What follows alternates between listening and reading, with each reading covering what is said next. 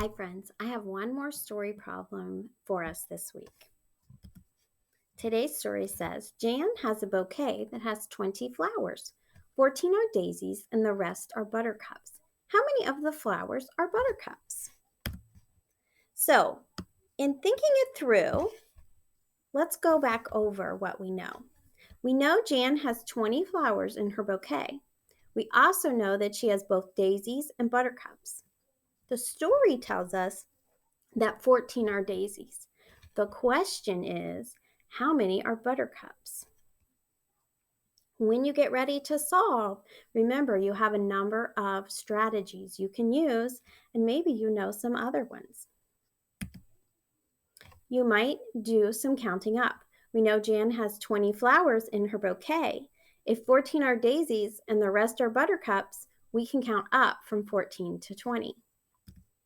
We can draw a picture, like my lovely picture I drew with my mouse. I'm sure yours will be even more beautiful. You might use the number grid. You can fill in your part-whole chart. We know one part of the bouquet is made up of 14 daisies, and we know the whole bouquet has 20 flowers in it. We have to figure out the other part that's missing.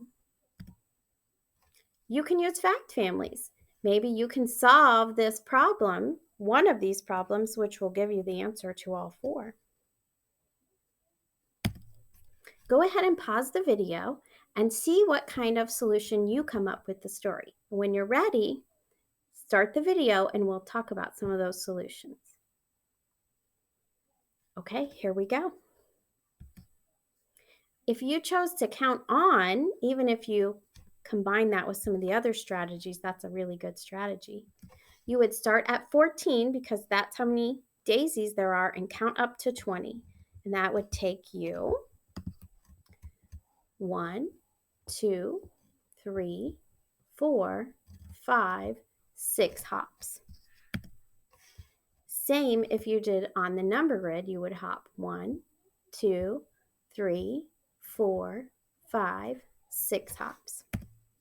You could use that information then to fill in your part-whole box.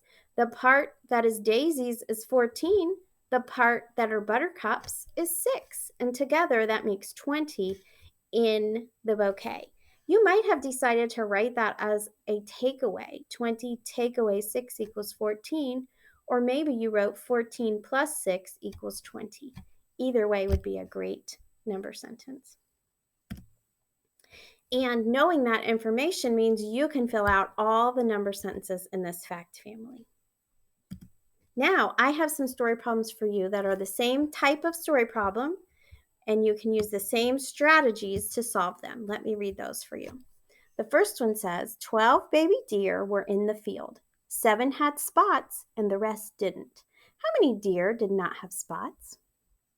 The second story says, I saw 14 ducklings. 9 were yellow and the rest were white. How many were white? And the third story says, the garden had 16 rows. 10 rows were flowers and the rest were vegetables. How many were vegetables?